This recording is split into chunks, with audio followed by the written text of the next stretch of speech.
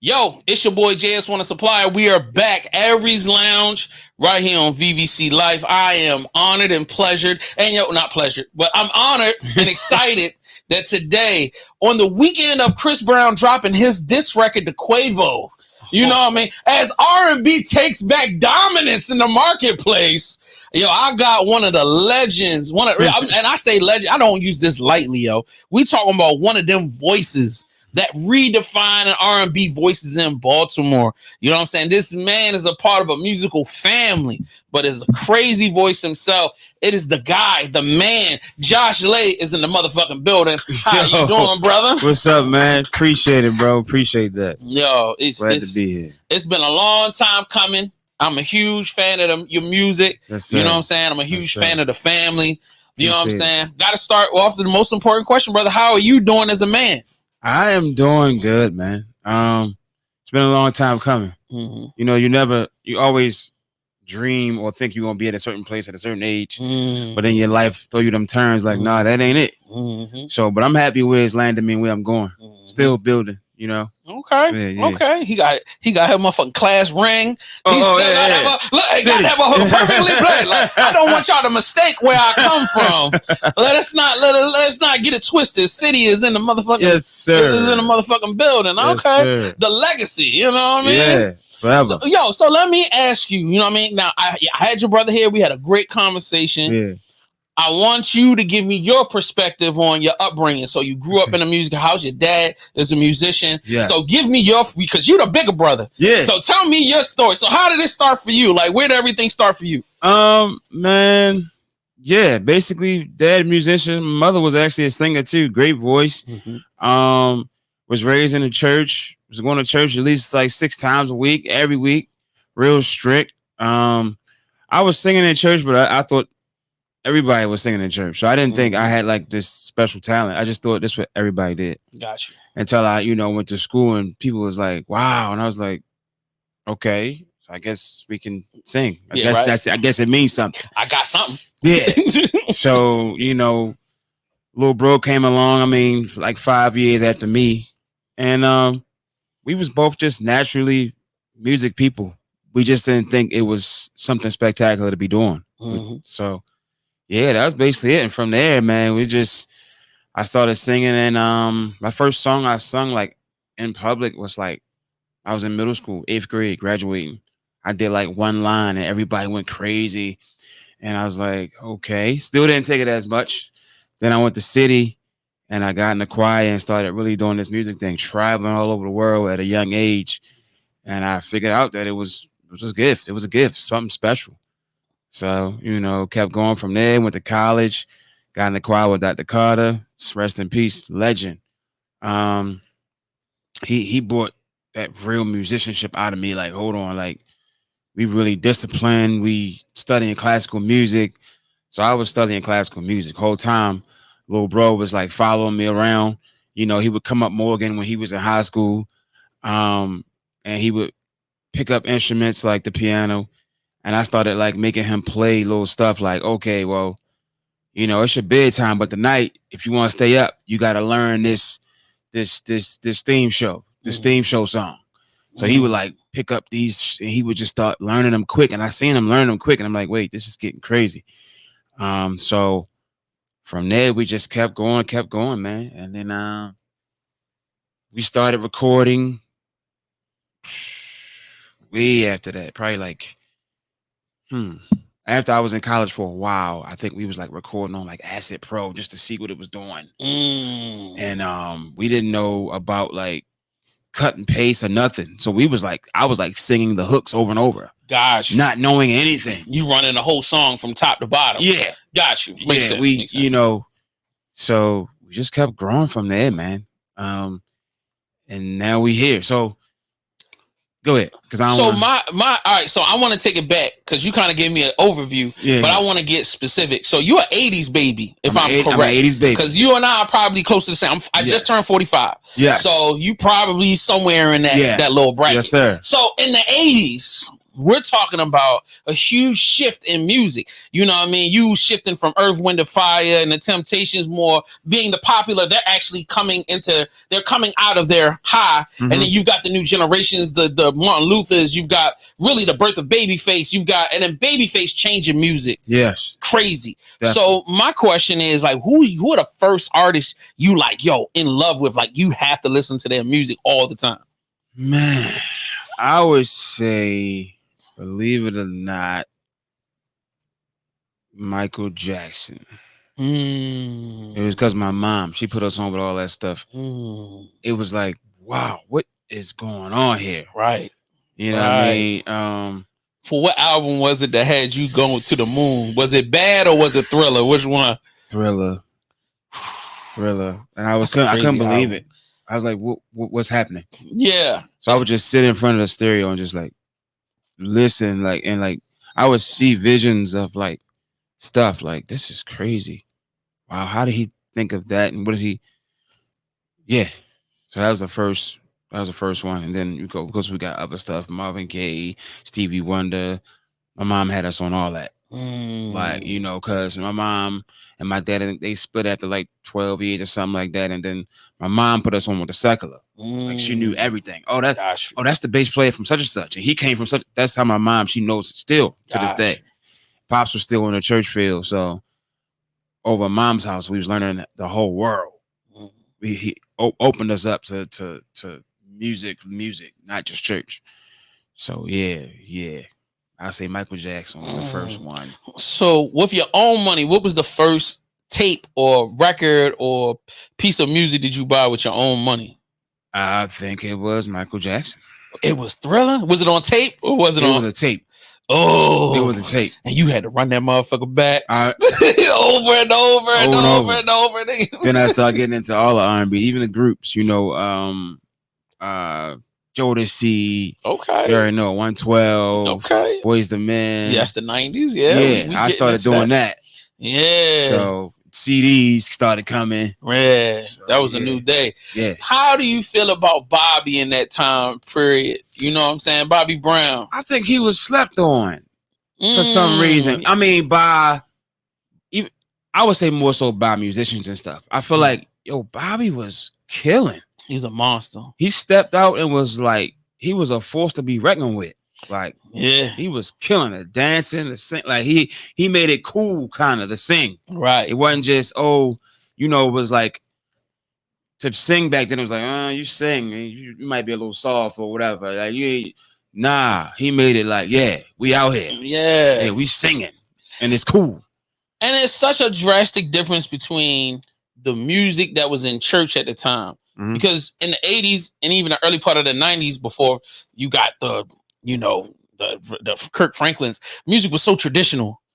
It was very much a straight lace, like the lyrics was a certain way, couldn't go too far left or right. You could not. You know what I'm saying? So like when you're learning how to be a musician and you're learning to sing, is that duality like conscious to you, or it was just like you just doing it and you're not paying attention to it? Yeah, I wasn't paying attention to it because I really knew I could sing, but I just started tapping the piano. I didn't really get into it. So the little bit I did know, I taught my little brother, and I kind of said, "Yeah, get that," and I kind of stepped off of that. I just kept singing and stuff like that. And I knew how to play drums. That was like my first thing I did in church. I played drums, so I kind of was doing. I didn't realize the duality of it.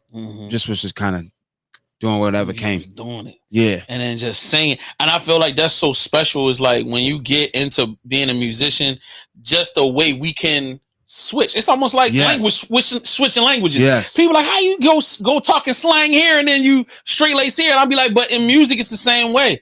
Because some people you can't switch into a Bobby. Some people can only do that traditional this. Somebody can only do opera. Right. Or somebody can only do that. Right. But to be able to code switch, that's the term, so fast. I feel like that's such a skill. And then to be able to take elements from both sides to create your own thing, and that's what made your album sound so unique. Was I could hear the church influences, but I could hear the bad boy, R&B, sexy shit, all being brought together, and that's my joint is flickering like crazy. Icon, that cable right over top of the TV, the monitor. Yeah, that's the one that controls it. Just move it around a little bit. Yeah, I think like that'll help out. But Josh, go ahead and tell us about the first time you actually wrote your own music, and you can switch it to him. I think even I used to write my own stuff, kind of to songs that was already out.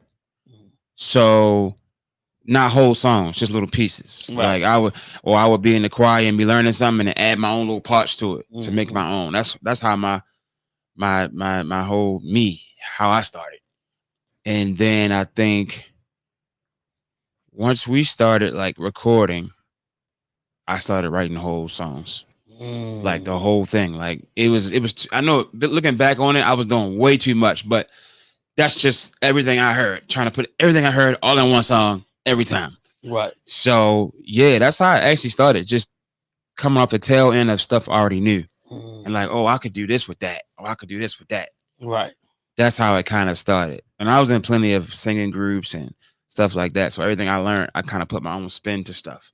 Gotcha. I would add notes, sometimes add words on my own time. That's how I really started.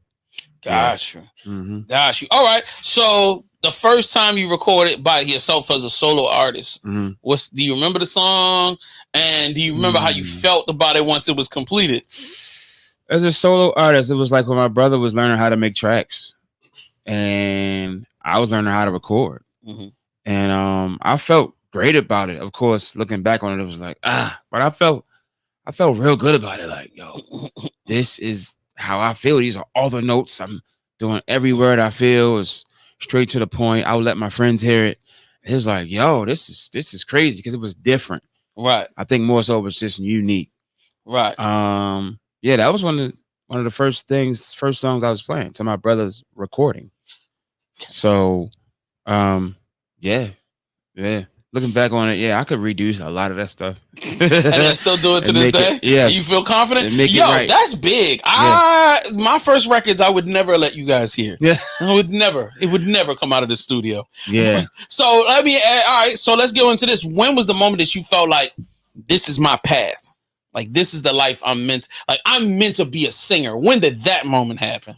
Well, I think I always knew I could sing. Like my voice is special, but when I knew it was my path, it was more so songwriting. So we had an artist, and our first time like working on an artist, like, okay. So wrote some gospel joints. It was a gospel song. And it was more so traditional. But they just said we needed a Sunday morning joint on the album. So I was like, all right, cool. Let's make this urban joint we had into a Sunday morning joint. So I changed the feel of it. And I said, I told her, just write the verses. She was literally crying tears because she didn't want to do, like, her whole thing was like, we urban, we like the gospel Beyonce type feel. And so when they said we had to do that, she was just like, no, that's not. I said, just do it so we can get this little deal that they talking about giving us. So we did it. And that song wound up getting picked up. That was the first album we ever did in our lives. And it wound up getting picked up by Marvin Sapp. And so he was like, I want this song. Then it went on to be his title track of his album, which got Grammy nominated. So it's like Grammy nominated Josh Legg. So then it was like he coming out the house different now. Did you know I was Grammy nominated? So it was like, oh, okay, this is crazy. So we wrote the title track of a Grammy nominated album. Okay, so this is something I could do. So it was like my job started looking different to me. Like I'm gonna leave here and I'm gonna go hard. Like I'm gonna go hard at this thing. So that's when I kind of knew. And from then on, random stuff would be happening to my brother, to me. Like my brother was just getting deal after deal. He had people that was in the industry looking at him like, nah, come on, that's when I was like, oh yeah, this it's go time. Word. Yeah. So of course it's a hard path. It's hard, but I knew we had what it took, So Word. So, as a writer and a performer, mhm. give me. I don't need the secrets to the sauce, All right. but I do want young singers and MCs to know what are the essential things you feel like make you a dope writer and a dope singer. Like, what do you feel like every artist need to be? They need to be doing this, that, this, and that, and the third. What is it? I would say number one, sounds cliche, but really be you. Like, I know it's easy to want to sound like somebody because I even did that. Like, oh, that's hot. Let me try to make something like that. Trying to chase what's hot. Sometimes it may work as far as money, little money. But when you be you, especially as an artist, don't always be that. Because you're going to feel authentic on stage. You're going to feel authentic wherever you at. You ain't got to put on no, I got to be this because this is what I am now. I would say that's number one. Number two, no idea is a bad idea. So throw it out there. Throw everything out there. Jump in. I do it all the time. Like, of course, you're not going to be everybody's cup of tea. I'm not everybody's cup of tea. I tell people all the time, you got my album, it's no turn up on there. It's just R&B. It's vibe, yo. Yeah, it's a vibe. It's romance and vibe. Yeah. You know what I'm saying? I tell them all the time. I said, but I could give you a whole turn up joint. I could do that. Right. But this was not that. Right. So, and just make sure you're comfortable with who you are. Because when I'm up there, I take a music stand. I'm real professional. I got my music, my lyrics on my music stand. I got some. This would be my vibe to perform, just like this. Like if I gotta have a couch everywhere with a mic right here, my lyrics right here, that's how I like to perform. And I'm not going to break it unless somebody says, "Oh, we're going to give you such and such extra dollars for this performance. We want you to stand up and just go hard." Okay, give me the bread. But if it's up to me, I'm doing this vibe every time I sing. I like to talk to my audience, tell them where the song came from, why I wrote it, what situation it was, or whose situation it was if it wasn't mine. Yeah, I would say, look, stay true to yourself for real. I know everybody says it, but it's really something that you should do. Because you'll find yourself, even if you get big, you're not you now. Right. So you lost. Right. You lost. You don't know what you lost. So you in the studio laid down on the couch like Marvin Gaye singing the whole record? Yeah. So I want you to want me to. I swear I am. This whole album was recorded sitting down like this. Wow. Yeah, and I was actually holding a mic. Wow. Whole album. Never stood up. Never had a booth. Bruh, I've had some great sex to some of your records, bro. I have gone really crazy. And I've gotten myself in trouble afterwards because the whole vibe is I'm in love with you. But that's not what I was doing. I was just setting the mood. But that energy that comes through those records, bruh, I always end up in a situation. You understand me? But I love that though. You give me what I'm looking for, pause, in the record. I feel you. You know what I'm saying? I feel you. You be having that vibe. Like when I'm messing with lawyer chicks and accountant chicks and like, you know what I mean? The sophisticated ones, you know what I mean? The ones that don't got tattoos, you know what I mean? They gonna love it. They love that vibe. They be like, who is that? And I be like, yo, he actually from Baltimore. They be like, for real? They don't be believing it. He ain't from Baltimore. Ain't no way. No. I was like, no. He from here. Yeah. He from here. And that would get me in trouble often because I wasn't never a hit and quit type of nigga. Like, I just wasn't that. Didn't sound like it in the album. It was always there was no hoeing on your album. No matter who you are, I'm gonna treat you good. Like you're a woman. I adore women. That's just me. So it comes out in my albums and in my work. Like the only thing that keeps me, and men should go ahead and listen to this a little bit, is discipline. Of course, we see a lot out here. Come on. Like we men. But it's just the discipline that could keep me, married and keep me good. Like, all right, you gotta stay focused. You know what I'm saying? Because especially when you're a guy like me, like I said, I adore women. That's just it's I guess maybe it's just my mother. My mother, That could be a part of it. you know what I'm saying? I never just was like, oh, I'm about to smash Shorty. And then, yeah, I don't even know you, Shorty. And that's just, I never been that. That could be partially because of my insecurities growing up too. I never was a nigga that, hey, excuse me, Shorty. Never was me. Not one time. Unless I was like, I had to be drunk. Like, yo. And surprisingly, they liked it when I'm you drunk give and them I a do little that. rough. Yeah. But they still know you a nice guy. Like, so yeah, that's who I am. That's what I love to have music. I love to make. So when you began the journey of creating this project, you know what I mean? What before you made the first song, what's the thought process? Hey, I want to give it this slow vibe. Is that I want to be this sophisticated?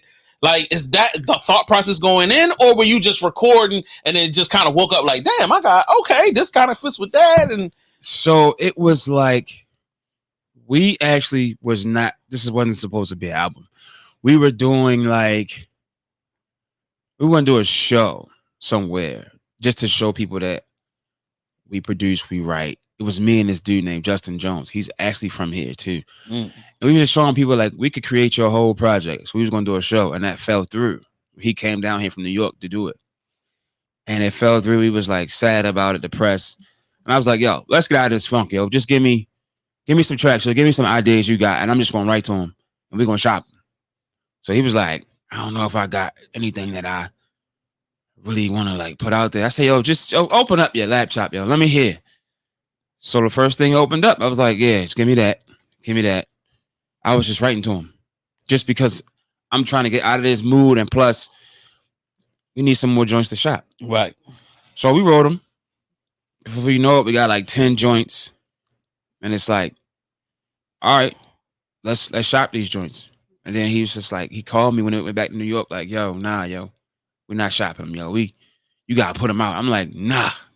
I'm not trying to be an artist. I'm not really trying to be in the limelight. It's not my thing. I'm not doing that. Like, But you so perfect at it. I know. What are you doing? What are you talking about at the time? Now, to be honest, is that insecurity talking? It could be. I think insecurity is a part of it. Because when you're an artist in the limelight, bro, every little thing. Yeah. It's like we looking close, microscope. Oh, Yeah. look at this. What he got on his weight, his skin, and it's like, I don't want that, bro. But I mean, I've been running and still making it just off of writing and producing. Mhm. But now I'm starting to step out more. People kind of forcing me out. Like, I seen your page. I need you to come out here and sing for my engagement. I'm like, you want me to? Yeah. I was like, I don't really come out the house for nothing less than 500. Yo, it's like, I can't just come out there for 200. He like, yo, that's cool. That's nothing. Whatever you say, I'm gonna pay you. So it's like they bringing me out. So it's like, all right, cool. I'm gonna go ahead and give them what they want. And so with this, I kind of gave in, like, all right, fine, let's put it out. He's like, all right, we're gonna do a photo shoot. We're gonna blah blah. I was like, oh my god, here we go. Then he's like, we're gonna do vinyls, no digital. No digital. So we ain't gonna depend on streams. You got buy this joint for like $50. I was like, okay, let's do it. So at first it was no digital. He was going hard, mailing out vinyls. People was buying, like, copping them like crazy. People that was buying record players just to have the vinyl. So that's how it came about. It wasn't supposed to be. So we wound up going the whole thing. Then I got the music notes, the lyrics is in here. I got the thank you page and all that, like an old school record. Like, right. Yeah. Yo, and the craziest thing, for years, I did not know you and Midas were brothers, bro. Yeah. Nobody. You guys are so different. Yes. I mean, I can, like, when you spend time with both of you, I can see the similarities. Yeah. But musically, as musicians, like, you know, you got a suit on and your album cover. It's very clean. The music is so sexy and beautiful and sophisticated. Not saying that Midas isn't. Right. Midas has more, like, you would be more Boys the Men in the vibe. He's more Jodeci. Like, that's perfect. You see what I'm saying? Yeah. Like his approach, it's still clean. It's still magic. It's still, like, you know, mature. Of course. But and he's not even really dirty or like salacious, just but edgy. he's just edgy. Yeah. He's so edgy in that way. But it's like it was beautiful being able to enjoy both of you, and then finding out later on, because like I'm a fan of you both individually, but then when I find out, wait a minute, y'all niggas related, brothers. And then to hear the Natives album, yeah, that's like that's one of them. I tell everybody this shit. I said when people like, yo, tell me the best album or one of the best albums from Baltimore, I'd be like, you gotta listen to this Natives album first. I said, because number one, you're not gonna believe they're from Baltimore. No. You're gonna think they from Atlanta. You're gonna think they part of the Dungeon family. Yeah. They so funky. That combination of the funk with the hip hop and the R&B, yo, the way that you blend a Southern funk with some New York sample flips is crazy. Like, and then bringing them horns, and it's perfectly mixed. Yes, everything blends together. The transitions are it's a masterpiece of a creation. I love it. It's like caviar. It's like musical caviar. And it's what I tell people, like, if you listen to this and you don't understand, you don't even deserve you don't need to deserve to be a part of that. Like, you know what I mean? Like when I remember when y'all did the show last summer, nigga, the moment them tickets went on sale, nigga, what? Yeah. I don't give a fuck who coming with me and not, bitch. I'm coming with my own shit. Yes, I'm ready, yo. It was such a highfalutin snobby night for me. I am going to see the Natives. Like, you know what I mean? Ladies and gentlemen, this is where we are this evening. Yeah. It's an experience, bro. And I loved how y'all executed. You know what I'm saying? It was a beautiful show. Yes. You didn't overdo it. Right. Just a little something. Y'all gave everybody good vibes. Yeah. It was a beautiful situation. There were soft legs. Yeah. Oh, yeah. It was beautiful soft legs everywhere. Yes, definitely. God damn it. But anyway, back to the interview. I'm sorry. I get to talk about the Natives album. Great. I get to losing my shit sometimes. Like, cause that is, and it's like late night, early in the day. It's everything. It has everything apart. Social consciousness. Y'all talking about issues, but you still giving niggas some funk. You giving niggas some sexy shit. Yeah. You giving the clean family. Like, I could play this. Yo, my dad loves the Natives album. Wow. Loves that shit, bro. That nigga's 74 years old. That's great to hear. He'll be like, play that thing you be playing with that band. I said, it's not really a band, but yeah, all right, gosh, yeah, we play the Natives album. Like, he loved that shit, bro. That's excellent that he loves that. Transcends, like, and I truly, like, and I understand how hard it is to get a large group of black men to work together on some stuff. God. And then, like, I know it's almost impossible, like, for y'all to be like, all right, let's tour, and it may not be no money involved, but yo, we got to do it to promote the album. That's the thing, bro. I know it's hard. It's hard, man, because all the people that's in the Natives, they got their own thing they doing. Yeah. And they living off of music. So it's like, it's hard to get everybody to jump on and travel and do stuff. Right. And I get it. I always thought about it from the jump, like even before the Natives. I would love to have a group of people come together in the band and the horns and the guitar. And I was like, but I always thought about it like, man, how are we going to do this? For real. You got to take time out your life and say, hey, I'm about to be broke for a second. If you ain't already got some bread, you got to catch niggas at between 17 and 27. See what I'm saying? If you don't catch these niggas between 17 and 27, yo, because that's the time when you can sleep on couches and be homeless. And ain't nobody. Look, all you need is some pussy, some weed, and some liquor. We good. And a good time, you in there. But like once the reality of responsibility comes around, it'd be like, man, fuck. It's different now. So we try the best we can. We got a core group of us that we know gonna roll. Mm-hmm. You know what I'm saying?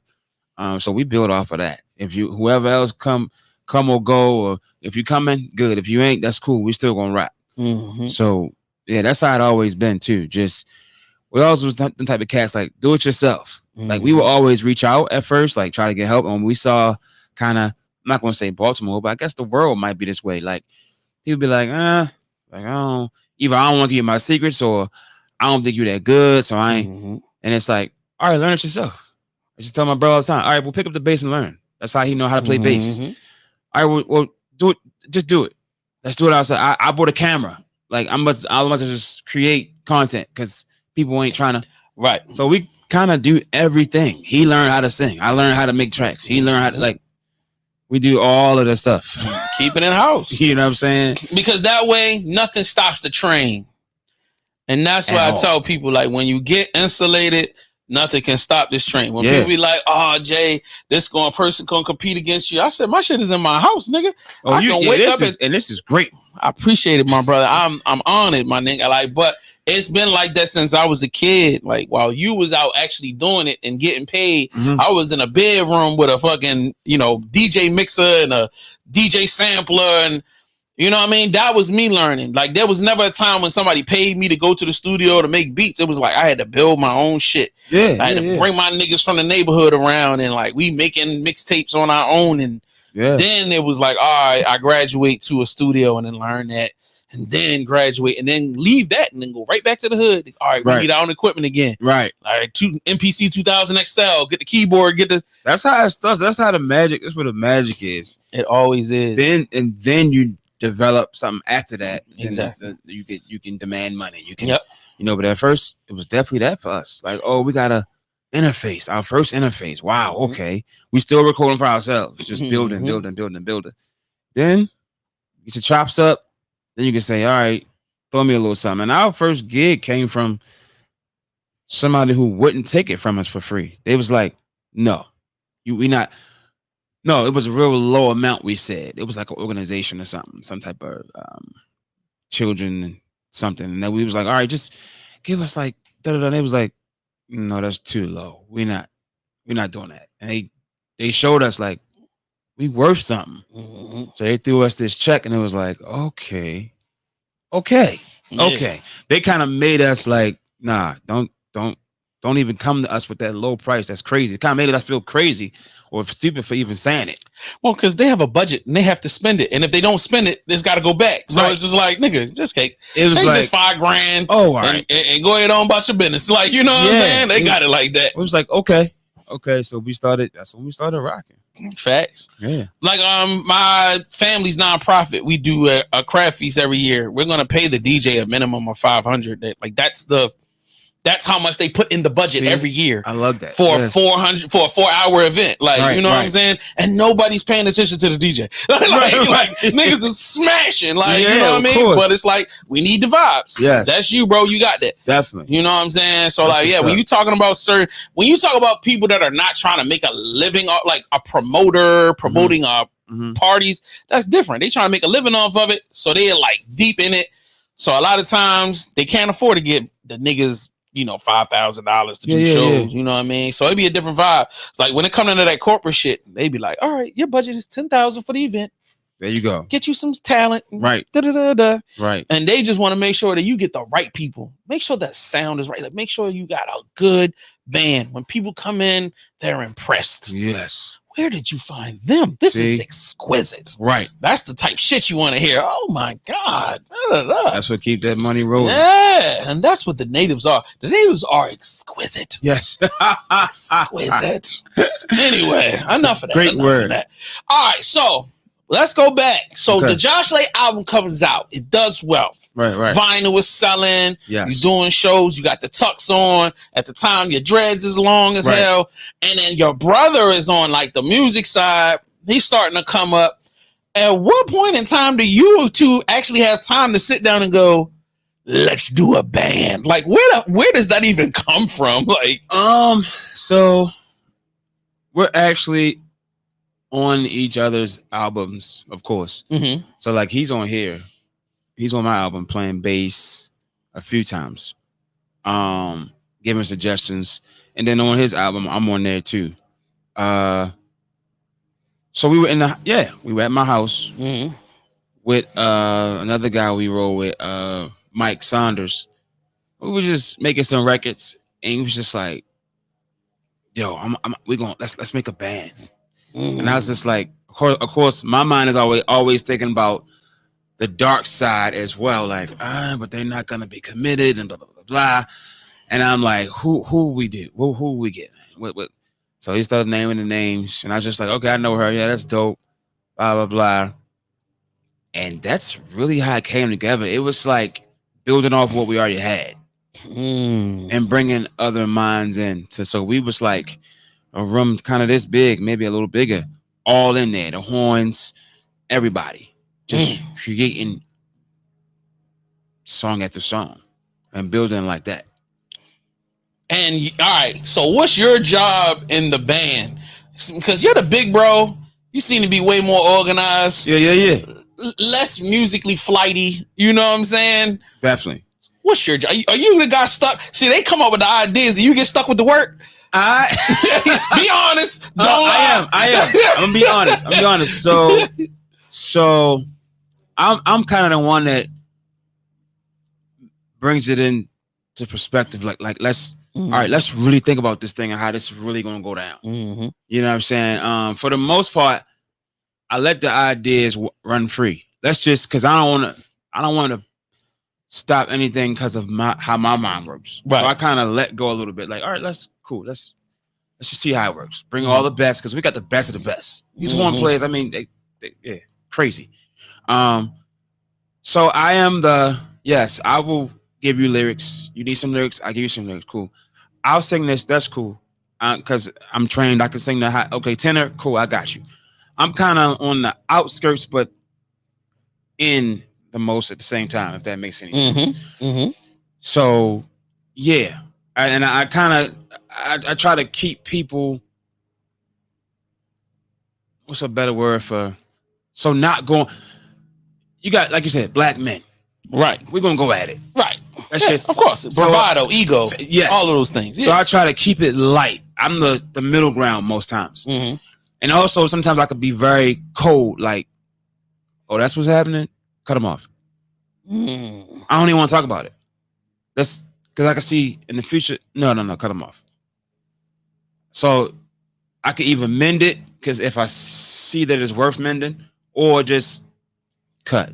And of course, my brother, he ain't not gonna always listen to me. So he might be like, no, let's just see. Let's bring him in. And then he'll see that we should have cut him off. Like, I think future. Right. So I'm kind of that guy. So I'm kind of, go ahead, let's do it all. But let me tell you the downside. And let me tell you who we should keep and who we shouldn't. Who we shouldn't roll with. Because they not ready. I can see their mental it's not up to par. Right. So yeah, that's kind of my role. It's kind of gray. I'm the gray area, but the black and white at the same time.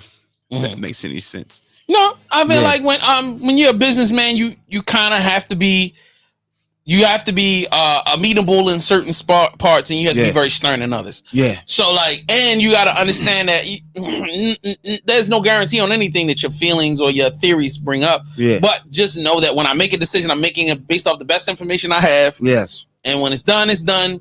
And if I'm wrong, oh well. If I'm right, oh well. Right. You know what I'm saying? Right. You don't get the credit when things go right, but you take all the credit when things go wrong. Yes. And as long as you're comfortable with that, welcome to management. Welcome to management. Welcome to being the guy working behind the scenes. Yes. So, you know what I mean? But I also feel like, you know, the greatest reward of managing or putting something is to see ideas come to life. That's the biggest compliment for yourself, when you can see the vinyl, you see the artwork done, and you see the product come, and you see people's reactions. Yes. And yes, this is something we had an idea of, and look at the reality of the idea. Yeah. You know what I mean? Yeah. And then the memory of the journey is beautiful as well. Yeah. That's why I tell a lot of our greats from this city that they may not have gone national. And I'd be like, bro, never discount the greatness of what you created. Right. Ever. I'm saying, yo, that's a creation, baby. Yeah. I said, there are niggas that created art, died 100 years after they died. Right. They the greatest painters in the world. Oh my God. True. I said, who's to say that our dumbasses just didn't see the genius? Right. And then we could be gone, and then a whole nother generation will find this music, and it'll become the definition of a lifetime, yes. You know, to a whole generation. So like, that's true. Always revere and respect your creations. My man. Always do that, especially when it's fucking fire, like fucking natives. Yeah. But anyway, so my question is, how as a person that is beginning to get into like doing like studio sessions with musicians and working on music, because I've never dealt with a band before. Okay. Tell me your recommendations on how to manage a session with a band. I would say definitely have the main idea in place. You don't want to just start from zero and be like, all right, the band come in, let's create. That it's gonna be all over the place. You might not even get anything done. You want to have the foundation at least, and let them add their parts to what you already established. I would say let them be free though in their creation. Let them be free, and then on the back end, you mold it and shape it. Don't try to shape and mold as we're going. Like, oh, don't do that. Like, let them be them, and then we bring it back and we shape and mold on a back end. Now, is it better to record each instrument? Meaning, would you prefer to bring all of the instruments in individually in their own sessions, or do you prefer to have everybody together? Which one do you feel like gives you the most positive outcomes? I would love everybody together. Of course, they record their instruments separately. So like, all right, we got a trombone, we got a trumpet player, drummer, guitar. All right, trumpet player, Leah, what you thinking? Like, let's do this, and give him some ideas that we thinking, and let him record by himself. We still in the same room with everybody. Let him record by himself. We listen to that. We go over it. Listen to it again. Cool. We got yours. Let's stack. Then now, okay, trombone. Let's lay yours. We don't really do recording multiple instruments at the same time. Gotcha. Because we do, but not often, because it's harder to control. You might feel like the trumpet killed that time. Right. The trombone kind of messed up, and now we gotta do the whole takeover. Like back in the day. Like Ray Charles and them, before it became you could, so I prefer everybody to be there, but record it separately. So when you did the Natives album, that's exactly what happened. They didn't play all together. It just sounded like y'all played everything. It sounded like y'all was in a jam session with a half a pound of weed. Hey, and just basically that's what crazy. It was, except for they played one by one. And we made it gel. Because while you playing, now I'm getting ideas. You working on the next parts. So we gelling like that. That's why I said all still be in the same room. Got you. So where it's like, okay. And then Midas, man, when he sit down, he's a hell of an engineer. Man, he gonna take all them sounds, tweak them, take the lows out here, put the highs in here, pan this over here, pan this over there. And we gonna and I sit and help him mix, and then we gel it. So now it's all like one big thing. Yeah, pot of gumbo. Yeah, it's crazy. Man, it sounds insane. It's and phenomenal. The fact that you telling me this nigga engineered the entire, that's insane. This nigga has too much talent. Yeah, man. There are days if I was related to this nigga, I would just come in and say, man, fuck you, nigga. Yeah. And leave the room. I don't got nothing to say to you today. Fuck you and all your goddamn talent and your little fucking pinky. You son of a bitch. Like you're a talented motherfucker. He's crazy, bro. Crazy talent. You sit there and look at all this stuff. I'm thinking in my head, how we gonna mix all this shit? But he just jump in. That's the thing about Midas, bro. Like, that's how he is with life. Yo, you know what? I'm going to New York, bro. I'm just going. What's the plan? Like, I don't have no plan. Yeah, I'm going. He said something. I'm going. Right. And I'm gonna sleep on the train if I have to. Like, he has slept on the train. Like, he's done that. And I'd be like, yo, we gotta think this through. Like, he'd be like, I gotta just go. Miami, wherever. Like, they said something, so we going. And I'm like, okay. That's just how it is. And that's how the Natives really came about. Because if it was up to me, it would have took way longer. Because I've been so pragmatic about it. Yes, I be doing the interview process. Yeah, I be vetting people. Send like me in 2 demos. So what do you do in this situation? No, he was just like, no, let's call them, yo. Let's hit them up, yo. All right, let's do it. Like, we just jump in, and that's how it came about. And I was like, I'm with it. That's the difference between me and him. That's a beautiful balance between the two of y'all. Yeah. but it's got to make you sick. Of 'Cause course. you're hurting cats essentially. That's He gonna jump in regardless. Like, yo, chill. It's cool. We ain't gotta do it's he edgy with everything. The way word. you hear that music, that's how he is with life. Like, yeah. So it's a thing. That's crazy. So crafting the sound for the album, when I'm talking about like, because your album has a sound, Yeah. but now that I'm listening to the story, it's a different producer on that first album. Yeah. So when you're getting into this, how did you guys come up with this native sound that first started on the ADHP Yes. album, Yes. but ends up evolving more into the Natives album? Where did that come from? It's so ADHP. That's Midas. That's us, and it's kind of building off that. It's opening that up to a bigger crowd. If I can say, like, okay, so all right, we come from an era of real music, horns, Right. everything. Every Right. time they had a session, they had live strings and all that. So we just taken that sound that we love, which is Left Brain, which is the whole thing. That's where the whole thing started at, me and my bro. And then putting that old school feel on top of it. Mm-hmm. So now we meshing that. And that's where that sound really comes from. Because if you strip it all down, you could hear, oh, that's them. But we're just expanding it with adding all those elements, man. Mm-hmm. Background singers that's not us. Mm-hmm. Other voices, like female voices. Because if you put us in a room, of course, we can create 5 albums in 2 weeks.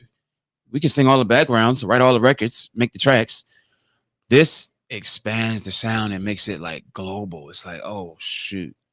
Now we talking, Funkadelic and James Brown and Jesus. We hearing all that on top of this. So that's really where it comes from. It's very in the pocket. Yes.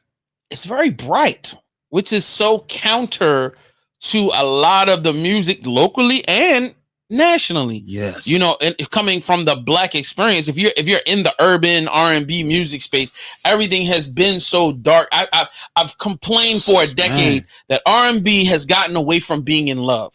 Yeah. And R&B has become resentful and angry and depressed. And it's like all people listen to is, Summer Walker's hating this person, and this SZA is regretting and hating and killing. Yes, bro. It's just like, but then when I put on, and that's one of the biggest things that drew me to, that's why I listen to it so much, because it's a nice sunny day today.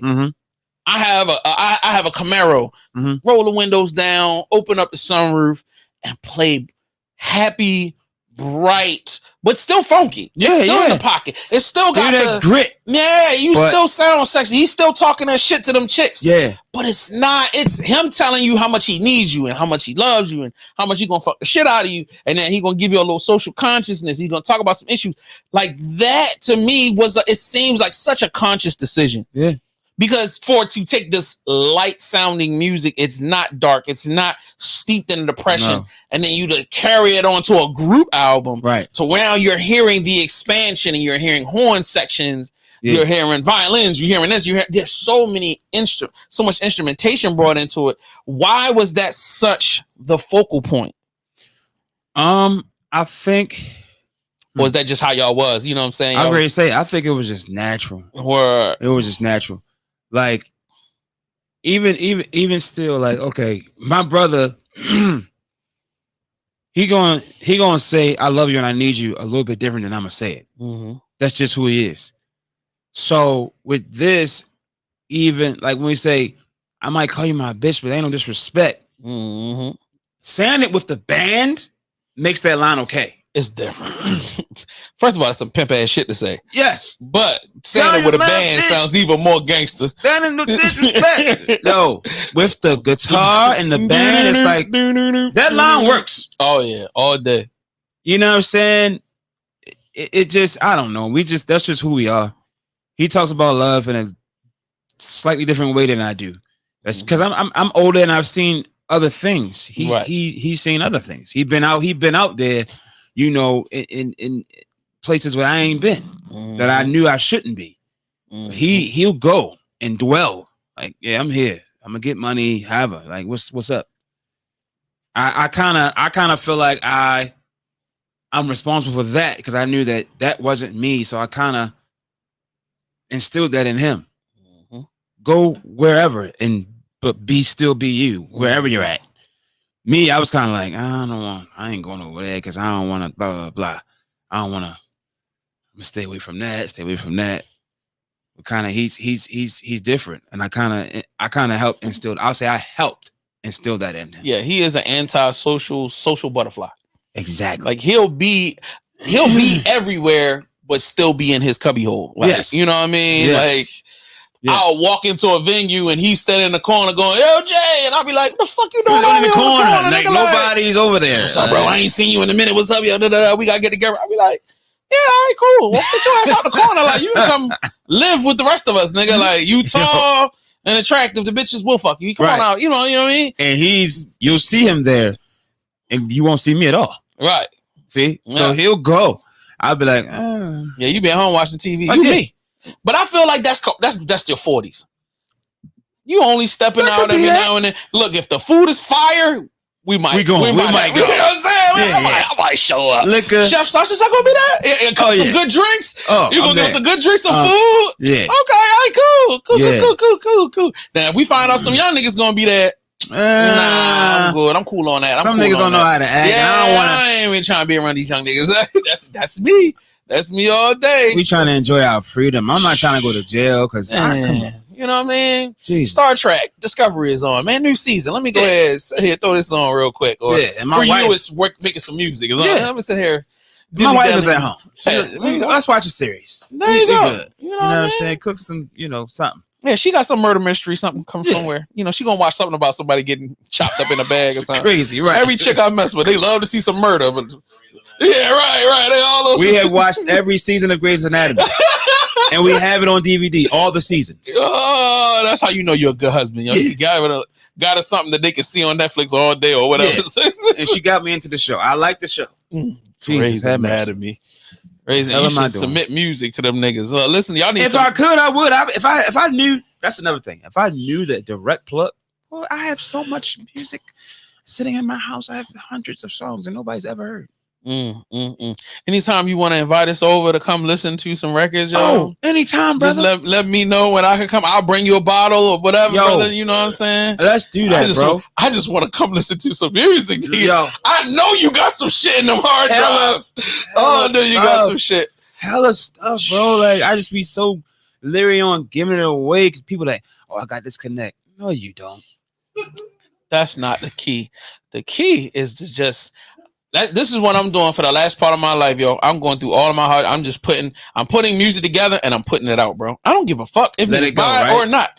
I'm putting it on Bandcamp and niggas can press play and listen to it or buy it if they want to. Like that's I gotta have that, bro. Like, why did I spend my life creating it if I'm not gonna allow people to listen to it? You know what I mean? Bro. Like, allow people. I don't give a fuck if it's good, bad. You know what?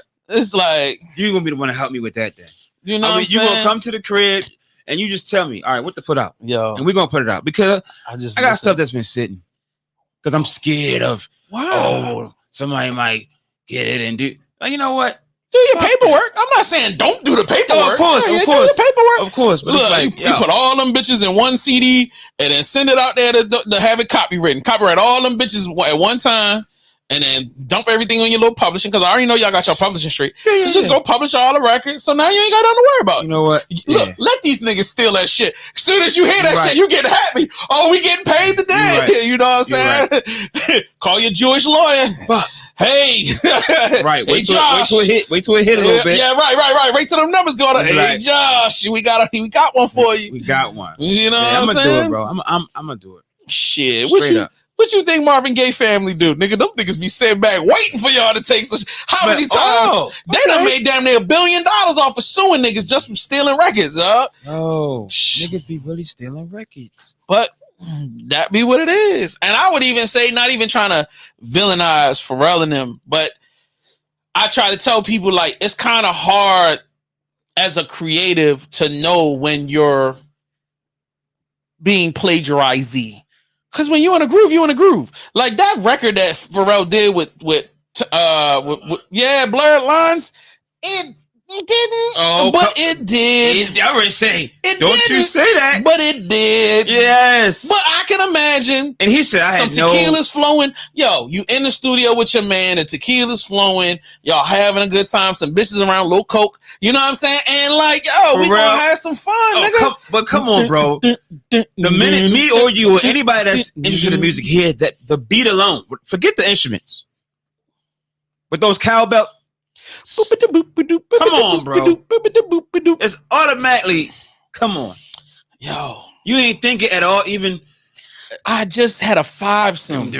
Like, I got an 8-ball in my pocket, baby. We having a good time. We in Miami. You been in Miami. Yo, hey, yo. You've had the soft legs around and the session is grooving and y'all just throwing it together. Yo. You was just throwing it together. You're not going to tell me Robin Thicke ain't coming to that studio like, hey, like...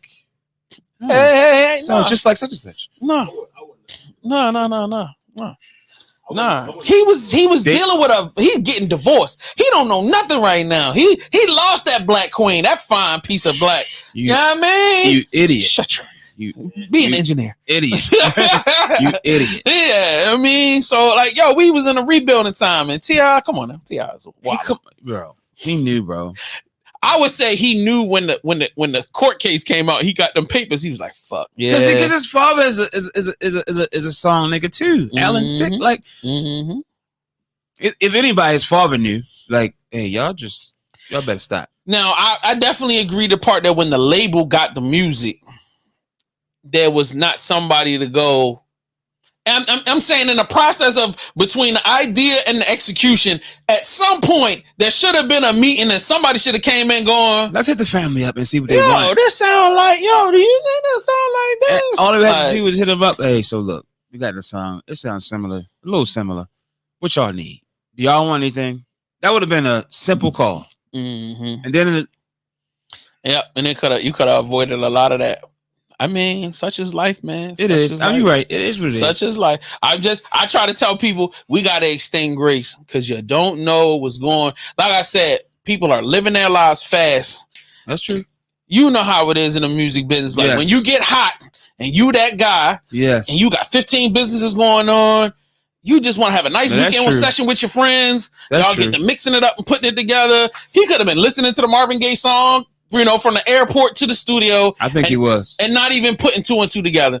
Just having a good time, some tequila, some ladies, we having a great weekend. You put the record, and guess what? The record is done, and you going, oh, this is going to go. This is crazy. This is going to go. It was. Once that shit happened, that engine get to moving, and people going, all right, now we got to pay for these sessions and these bitches and these 8-balls. So, let's get this shit going. You know what I mean? So, I try to tell people, that's how the industry really works. It's people not thinking, people going, this is hot. These names work. This collection of names work.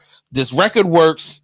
Let's go. That's true. You know what I mean? Everybody can eat. All right, this is another 3 million records, 5 million records. You know what I mean? Crazy. Let's lead in off of this new album. Let's get it all cracking. Yeah. And we'll deal with the repercussions later. And then they did. One very big brick wall later. Yes. And a lawsuit for like $100 million. God. Damn. Hey, it is what it is. It is what it is. So, and to be in the position that you're in, I've even had indie artists come to me and have stuff not fully together, and they go, "Fuck it. If it go, it go, man." Like, I mean, notoriety is notoriety, and it's to a certain point. It's like, all right, if you're going from zero to actually something, it's like, yo, let's might as well. Yeah. You know what I mean? Yeah, just don't spend the money that you make. So when they come, you can just heat is heat, baby. What you want. You can cook a lot with heat. You can have it. Can't cook shit with ice bricks. Not at all. Not at all. I can cook a lot of shit with some heat. You ain't lying about that. Can't cook a goddamn thing on an ice block. You ain't lying about that. So, you know what I mean?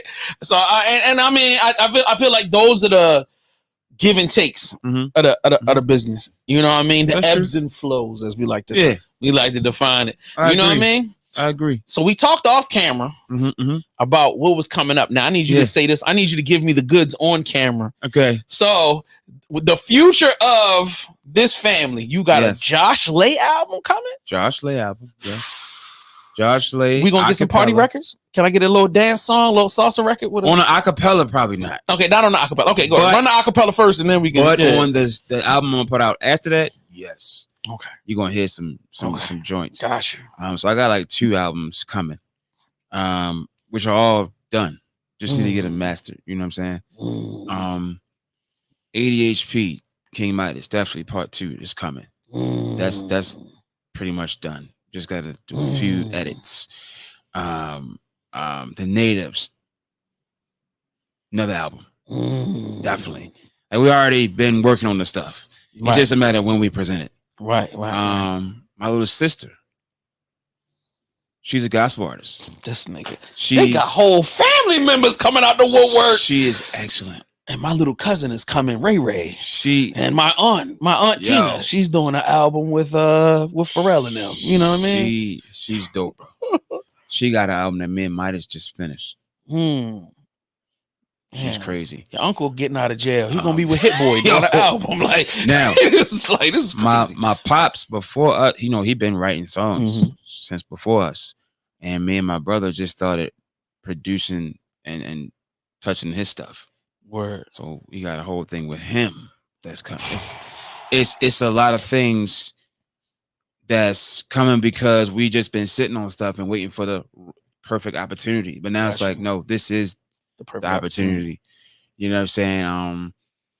My wife, I met her through music. Like she when In Vogue split up and there's 2 and 2, she was in one of those groups. So she toured with them, like with Max. So my wife's voice is phenomenal. So we got stuff that we did with her, a whole album that nobody's ever heard. Wow. With the same guy who produced this album. Wow. And my brother. Nobody's never heard it. Yeah, it's just stuff on stuff. So why don't we put this music out to the world? We are. I swear we are. We've been sitting on it. It sounds like you got a label here. We do. You got a whole roster of acts. Like it's crazy. Can we get some EIN numbers formulated and some contracts? Can we get some shit going in? That's why you gonna help me with this. Cause we can send Baby Girl out to the gospel market, nigga. That she can tour for the next 20 years, the Bible Belt, independently with no radio, no nothing. Like the churches will pay. We're gonna talk off. Yes. You know what I'm saying? I need you. That's easy. I can send the Natives on a church tour around the Bible Belt. Y'all, I don't even remember hearing really any cursing for real. And if it's not, we can easily switch a few words around. Right. You know what I mean? Clean it up. I can sing y'all the Bible route, man. What you talking about? Yeah, we're gonna definitely rap because we need to do all of it. And my sister, she got a single out right now. It's called "I Declare." It's flawless. And I don't. And ain't even sent it to me. It's flawless. It's a single and it's out now. Sent me a link. Look at this. You're right. Sickening. It's a full band. It's crazy. Wow. 10 background singers. It's crazy. Did you say 10 background singers? That's a gospel group. That's not background singers, nigga. That's a choir. Yeah, you've got a choir. It's like a choir. It's like a praise worship team. That's crazy. Beyonce doesn't have that many stack vocals. What are we talking about? Watch when you hear it. It's crazy. So I am kind of the person who, with my siblings, I see a lot of me in them, kind of. So I push them to do certain things, and I think it's a part of me paying back society. Like I should have done this, and I should have done this, but you're gonna hear my siblings do all of it. I pushed them to do stuff that I was kind of, and I've never really said this. I was kind of afraid to step out and do. So I pushed them hard. Like you never gonna. I was promoting my brother crazy. You're not gonna see a lot of me on his page because his fans will probably think, "Why are you promoting gospel? Why are you promoting? This is not who you are." Like, so I understand he's not gonna promote me like I promote him. He's gonna put me in his stories sometimes or stuff like that. But I disagree. I feel like people don't. I feel like we box in our fans too much. Now, I say when you're marketing a product, be very specific about the marketing of the product. But when it comes down to being a human being, a person can be more than one thing.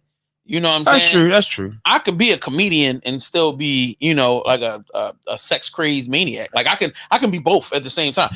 You know what I'm saying? I can be a warrior and a father all in the same time. So it's like I feel like and when it comes down to music, if that's my brother, I'm gonna be proud to say, my brother's got this shit out. Support my brother, like what I mean. Now, I'm not saying you got to be that way every post, right? He's gonna say, he's definitely gonna say that's just who he is. Yeah. But I think that I'm more of the foundation, and I just do this with them. Like I just go. My sister, she has a nonprofit.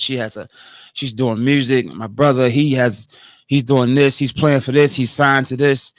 I think that's just kind of my job. That's crazy because y'all could be all promoting your music and then give percentages of the streaming rights to the nonprofit. And then that way you get tax write-offs as the musicians, and it gives you another angle to market all of the records by. Come on, bro. But people don't tell us this stuff. I was just saying, like, people don't tell us this stuff. What are you guys doing here? Like, what are we doing here? People don't tell us this stuff. We've been searching for information. We got the talent. That ain't nothing. I feel like you fall into the same problem that a lot of artists fall into, is that you guys fold within yourselves and you don't reach out.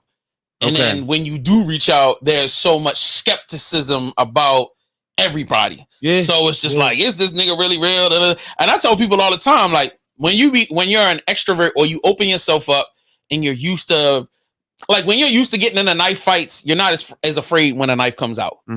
So it's like, I meet everybody. Right. When I find out they built some bullshit, I just move on. I don't get caught up in it. I don't go, oh, right, that's a bad person. Yeah, you full of shit. All right, move on. Next person. Right. All right, cool. I bring in everybody and listen to everybody. Come on, tell me what you got. Let me see. You got something? Tell me. Let me hear it. What you got? You got something? Let me cool. Because I need to be able to siphon through good from bad faster.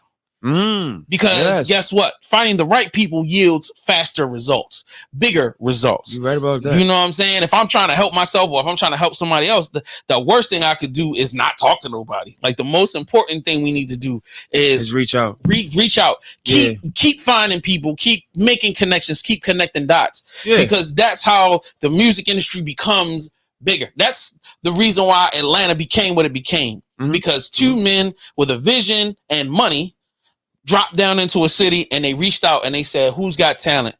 Where the talent? Oh, all right. Rico Wade. Oh, you got some niggas? Let me see who you got. Play me what you got. Oh, shit. That's real. All right. How many people you think they went through before they got to Rico? Right. They probably went through 15, 20 other people. But if I gave up on the 19th person, I wouldn't have got to Rico. Yeah. You know what I mean? Or I wouldn't have gotten to Pebbles, or I wouldn't have gotten to this. That's what the A&R game is about. The A&R game is all about, well, we gonna keep digging until we find the resources and we find the right ones. And when the right one comes, be ready. Yeah. Because it's like, boom, shit. Be ready. Be ready. You know what I mean? Yeah. To the moon, Alice. Yeah. To the moon. Like, people kept saying Baltimore couldn't get to this level. Now YG Tech is on the fucking daily news. ABC News. Damn. On his own. Don't want to tell you how much money he making a month independently streaming, doing good money. You know what I'm saying? On his own from Baltimore. Didn't have to leave home. Let's think about that. That man didn't have to leave home to become successful. He just had to invest in himself consistently for a minimum of a decade. YG Tech didn't just come around 2 or 3. My little 21-year-old cousin thinks that the nigga was just born yesterday. He don't know that I was talking to Tech in 2013 when they was doing Street Smart magazine, and he wasn't even number 1 on the list of artists. He was just number 10, and everybody was arguing about why the fuck you put Tech on that bitch. And then 10 years later. Damn, bruh, the difference is the work. That's a blessing. Yeah, you keep investing, you keep building. Yeah, you learn from the mistake. Yeah, and you make better decisions the next day. We keep doing it. Like, even when you look into what you guys have, it's just birth. Y'all just fixed the mistakes and kept going. Yeah, You know, whether it was the right equipment, because you know we go cheap in the beginning, and then you in the guitar don't last long. They start falling apart. You start hearing it in the recordings. Like people start telling you, like, you need to record this over. Right. That's when it starts. People think you just get equipment and start recording. No. As time moves on, you're gonna realize, oh, now I gotta get this. Oh, now I gotta get this. Since I got that, I gotta get this. It just keeps going. It just keeps going. Yeah. Even I tell people, like, when they'll go back to my YouTube channel, man, these old videos, man, with y'all sitting and literally me and my homeboy sitting in a bedroom on that table with these mics and a shitty, man, you should delete those videos. Fuck no. I want people to see when it was horrible and I didn't have no lights and I had one camcorder that was $300. Right. So now I got $4,000 cameras. Like, people need to see the growth. Yeah, people need to see, because they see the commitment. They do. The commitment is the time, the years, the shit that didn't go right, the shit that did go right. Because that's what makes you, so much. To me, that's what makes me respect somebody. Right. I can't, anybody can make some dope shit once. Yeah. How many niggas you know they done fell into a good record? Woo. You know what I mean? You can stumble in all right, now do it again. Right. Now give me a whole album of it. Now give me another album of it. That's how you know the legends is the legends. Yo, that's the truth right there. You know what I mean? And people telling me they the best or they that. And I'm like, I want to see you continue to do it time after time. That's who the best are. Yeah, that's why we don't. I'm never gonna say that. Love what you do enough to spend your life doing it. And being happy doing it. Yeah. And like, you know what I mean? And I ain't gonna lecture. Because your love for it gotta keep you going when it ain't going right. Because if you don't love it, you done. That first slow, I'm done. So those things hit you hard. Them dark times, they hit you hard, bro. So you know that love for it gonna keep you going. That's what it was for us. It's been times when it's like, yo, niggas ain't calling, bro. Like, we still making music though. We still pushing. And now we're in a great position right now. Right now we just need the right strategic moves to make to continue to go to that next level. So yeah, it's called that pen and pad and that whiteboard. Yeah, we going. You know what I mean? You need you to put them big ass whiteboards up in the living room. Yeah, and y'all start planning like it's a military. Got you. You know what I mean? Yeah. And if it take, all right, bro, we gonna put this album out and we gonna send you over here. And you gonna put this project out, we gonna send you over here. Yeah. This ain't the 90s where you gotta dump $1,000 into some CDs. That's true. All you doing is putting it on this. Now you invest maybe $1,000 into or $500 into some flyers, some posters, some social media materials, right? To bring people in, right. But like when you form together like the Avengers, man, everything builds on itself. And that's something I know you can help us with, bro, because even the promotion, how you was talking earlier, when I was saying Instagram, it's like certain things my brother put out, I don't put on my page either, because I'm like, people that follow me gonna be like, yo, that's raw for you to be putting that up. So it's like I gotta learn how to we gotta learn how to navigate through that. Because my sister, okay, she's straight gospel, clean, blah blah. My brother, edge, street, Me, I'm kind of in the middle of both of them, and it's like we gotta figure out how to promote each other without deterring any of our fans. Word. Or people that follow us. Word. So I know you can help with that, because we always I tell people the best way to navigate those type of waters is with honesty. Okay. Is that my brother, I love my brother, and what my brother creates is genius. And I would never, and as a Christian, I would never be told to turn my back on my own blood. Right. Just because they are telling their truth about who they are. Right. He's not telling nobody to sell drugs. Right. He's not saying anything negative. He's only expressing his experiences through his music. Right. So and I am grateful that God has blessed my brother with a gift. Yeah. And blessed me with the ability to see that gift blossom. And I feel like when you speak to people and you tell people what it is, like, I'm joyous and happy about that. If you are concerned that this is not something you want to see, then cool. You have an option to not. You don't have to like this post. Right. It don't mean necessarily that you got to unfollow me for it. Right. But all right, cool. Like, well, this ain't the best thing for you at the moment. Cool. Yeah. You know what I mean? I'll throw you something else right on top of it. You know what I mean? Here's some Jesus juice for you, baby, if you need it. Yeah, somebody told me stop thinking so much. Yeah, don't overthink it. Just think. Yeah. And that's my problem. Yeah. Be honest with yourself. Be honest with the public. And have the conversation. Don't run away from the conversation. Right. If somebody tells me something negative about something, or they feel like because of my belief system, come on, bring it on. Let's have this conversation. So tell me again how I should deny my own flesh and blood. Right. For what?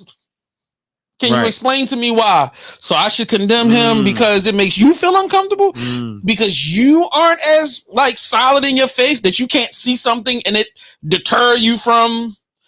So tell me, how many movies are you watching? Have you avoided all the sinful films out here with the titties popping out, with the people slicing and dicing and killing and murdering each other? Have you avoided? You didn't? That's real. Wow. So you want me to deny my family visibility because of something that you won't even deny yourself? Right. Yeah, that's difficult. Yeah. We can all promote each other, man. Yeah, we can all promote each other, man. You can still love your family. Kirk Franklin is still gonna be there to support musicians of all walks of life. Right. And masturbate to all of the porn that he wants. That is his right as a Christian and as a human being. No, let me stop. Do what you feel, nigga. Hey. Do what you feel.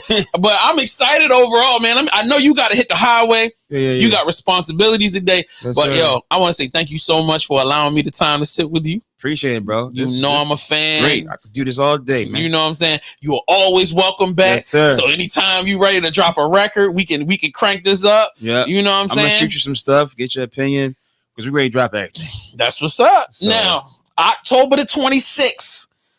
24 hours. I'm doing a revival here. And I'm live streaming it. I'm doing a 24-hour revival because you're a church brother. So you understand what a revival is. You know what I mean? We are recommitting ourselves and we are celebrating creatives. Okay. This is a revival about creatives. I am doing a 3-hour stand-up comedy show right in my living room. Wow. I want to do at least an hour, 2 hours of live music in here. Okay. I'm going to move all this stuff out. And I'm setting up a stage in here. I don't have cameras all in it. I'm gonna have this is gonna stay with the cameras. I got other cameras coming in there with a whole engineering setup. I would like Josh Lay. I know I don't know I can't afford. I don't know if I can afford the natives. But you know what I mean? Can we can get a special something here for the cameras? We can make something shake. You know what I mean? I promise you there will be food like you've never had before. I already got commitments from some of my personal chefs. Okay. They gonna do food and I will have whatever beverages y'all enjoy. Yes. This is a very 420 friendly space. It's for all types of creatives. Right. So like I would love if you would come and just sing. Send me that date. My God. And I'm gonna try to see how we can finagle me, Midas, the natives, all of us, just a set that flows. We did something like that at the Artscape. It was my songs was inside of the set. And we just flowed through. Yeah. You know, but I don't want you to do 2 songs. I want you to don't cheat me out on this one. I need you to really give. And I'm gonna sing you my songs that I need. So I could bring my little bunny at me. I'm gonna sit her right in that front row because it's gonna be a crowd in here. And so you're not just performing to cameras. I'm ready. I'm only gonna have about 20 people in here because I know y'all gonna take up this whole goddamn area. But it's gonna be it's a 24-hour live stream where we are just gonna have we're gonna do some games. You know what I'm saying? We're going to do some interviews. We're going to have some DJs playing. So it's just going to be that stream is going to be on 24 hours with just different entertainment. Gotcha. You know, the whole entire day. And we've done 24-hour radio live streams, but I've never done it with cameras. So that's when I was like, yo, if we do this shit with cameras, I don't want niggas to see my fat ass sitting for 24 hours. I was like, yo, we need to be able to switch to each room in here has to be its own studio. Gotcha. So like that whole living room, I was like, yo, we're gonna turn the living room into like a little, you know what I mean? That might be crazy. It's gonna be a beautiful night. You know what I mean? I've already spoken to the people I got committed. I got my man Icon of God, he's already committed. Yes, sir. I got my homegirl, goddamn, what is her from? Black Assets. She's coming, she's gonna murder it. You know what I'm saying? I got her coming. Who else I got coming? And I've got God damn it, what's that comedian's name? That work up Morgan. Oh my God. Shit. Okay. But I got a bunch of dope comedians coming through, so it's gonna be a beautiful 24 hours. So you know what I mean, we're gonna have food, we're gonna have, you know, beverages, we're gonna have great energy, and yo, I'm gonna be dead after it's done, but it's gonna be a fucking epic night. I'm really trying to do something that's never been done, but at the same time, I really want my friends and the people, I don't call them fans, but like friends and people that tap into this YouTube channel from across the world. Like, people always ask me about Baltimore talent. And I sit and I interview people, but I don't always get a chance to show what they're talking about. You know, the most I can do is put the links in the captions and be like, hey man, check it out, the links. But if I can bring y'all in and I could be like, yo, watch this video, you know what I'm saying? And this is what it is. And then, you know, for it to be a 24-hour stream like a festival, like, you know what I mean? I'm like, I can't afford to rent no venues right now. Crazy. But that's why I said, yo, you give niggas a festival where people can come in the house, kick it, have a great time. It's going to be a vibe, man. It's going to be a vibe. I even told my neighbors, and he was like, well, you don't mind if we put out chairs on the lawn and shit? I was like, nope, no problem. Yep. I was like, I'll just throw some speakers outside, and then like when they start jamming, y'all can just sit and listen to it and enjoy it. You know what I mean? So like the whole, it's gonna be crazy. Like the whole neighborhood is gonna be out, just hanging out. You know what I mean? That's gonna be, and it's gonna be a beautiful night. So I would send love me that date, please. I promise you, sir. And I'll send you the initial flyer and everything. And I will be on it, brother. I will be on it. You know what I mean? Thank you. Thank you so much. Now, you better make sure that you let me know whenever I got the link. I need to buy a record, buy a CD. Y'all know I love support. I should have worn my damn Natives hat. You know what I'm saying? We definitely gonna, I'm gonna hit you anyway, man, because I feel like you can help with a lot of that. I'll be on it. I'll be on it. And doing certain things, man, because like you said, it's time. Sitting on this music is whack. Yeah. It's like just letting it sit in the computer, and it's whack, bro. I've been trying to get you up with my mentor anyway, bro. Like, we've been trying to get that shit together for the longest time. So like, like the time we spoke, I was supposed to hit you back. The natives were reconfiguring. Right. There's some people you're not gonna see there anymore. Right. That was a time. It was like, I can't hit them right now when we dropping off and picking up. We kind of, it's different now. So I know, because right after you hit me, I told them about it. We had a meeting. Yeah. And then after that, just people started showing some things that I predicted. And so, but yeah, we good. It's all good. We got the core, and we're gonna make it. We're gonna make it happen. Man. So tell them where they can find you. Tell them where they can find the natives. Oh yeah. You know what I'm saying? Let's get our promo going. So on Instagram, I'm Josh_Lay1 at Josh_Lay1. YouTube, just type my name in So Many Words is the album that I have out. So in YouTube, you can type in So Many Words. Grab the vinyl. Josh. Show them the vinyl. That shit is out in the streets right now. Out in the streets, you can get vinyls, or you can just do the digital. You know what I mean? The natives, definitely on Instagram, definitely on YouTube, everywhere. Just type in the natives. I would say Super Friends, the natives. Type that in anywhere. Where else? My little sister, Jossie, Joci. Look for her music. She has a song out called I Declare. King Midas, ADHP, and type that in. King Midas, he got so many videos, so many songs. And yeah, man, look for all of us. We got stuff coming. We're about to just flood y'all. Just don't even worry about it. And of course, we got behind the scenes stuff that you might not see our names on the front of the record, but you can hear it. You'll hear when you press play. We in movies, we in shows. I got stuff. We got stuff. You doing acting? No. The music for it. Oh, okay. The music for I said, Josh out here acting. He a lesbian? Oh, my nigga. All right, let's do it. Yeah. No, not a lesbian. But yeah, we got music in there. Music and shows and movies. Let's do it. So yeah, that's another way we have to keep the money flowing. Man, that's how he can come so fresh all the time. Yeah. He got that Beijing in the beard, nigga. He hitting him with it, man. Yeah. And my wife, support her, man. She got you. She's crazy with it. She can do everything. She's a contractor in her own right, but she hasn't stepped out, but she's done it, man. She's on Facebook. Maria, her name is Maria Lay. So yeah, man, just look out for all of that, man. Look Look out for all of that. Yo, you the motherfucking man. I'm like, Yeah. what I'm supposed to do, yo? Appreciate Had it. to give you the slow hand clap, Appreciate yo, for it. a fucking legend. Appreciate it, bro. Man, I love you guys. Yes, sir. I love y'all energy. I love how y'all support each other. Yeah. I love how y'all make timeless music, bro. My man. I cannot say it enough. I know y'all get annoyed at me saying that shit, but like, brother, No, we don't.